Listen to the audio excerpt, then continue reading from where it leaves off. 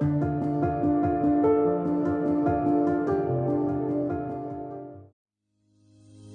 everyone, my name is Adi Swadi and I'm currently the Group Leader of Sustainable Energy Materials Group in IMRI, Institute of Materials Research and Engineering in Singapore.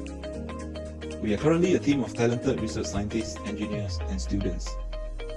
And our research is mainly focused on thermoelectrics. We place a heavy emphasis on sustainability, be it at the material, processing or recycling level. Our research looked at a holistic picture of materials, processing and applications. So in this paper, we take a look at processing, a new way to process thermoelectrics. So conventionally, thermoelectric is made by weighing raw elements and loading into a quartz ampule, which was then sealed in a high vacuum to prevent oxidation. This was then followed by melting and quenching and then grinding into powder and further consolidation using spark plasma sintering.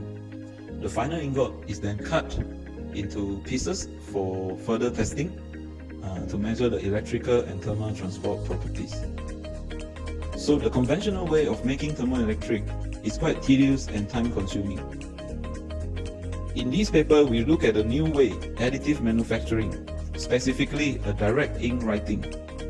So wonder what it is? Let's see.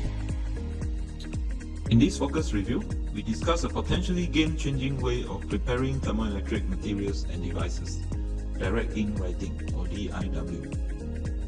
It is basically a slurry mixture of conductive thermoelectric powders and polymers as binders and dispersants. We look at three main strategies to design a good ink for direct ink writing. The first strategy involves optimizing the slurry for direct ink writing.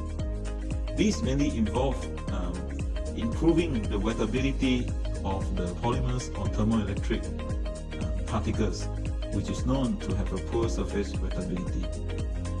So to overcome this, non-polar chemicals can be used, or alternative ways such as surface modification, coating and the addition of ions can be employed. The second strategies involve optimizing the viscoelastic properties of the slurry. This step is important to ensure optimal shear rate during printing. The shear rate is important to determine the final structural integrity of the printed filament. Therefore, the viscoelastic property can be optimized by tailoring the powder surface charge and also the colloidal ink stability. The third strategy is to tap on the ability of 3D printing to fabricate complex shaped thermoelectric devices and alter the material's performance.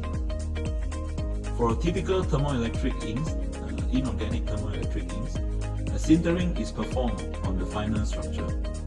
The flow rate of the inert gas on the forming gas can be tailored to complete polymeric burn-off and also the reduction of thermoelectric sintered part. In effect, the polymeric burn-off temperature and the thermoelectric grain densification temperature will affect the final grain size and the thermal and electrical transport properties of the final printed thermoelectrics.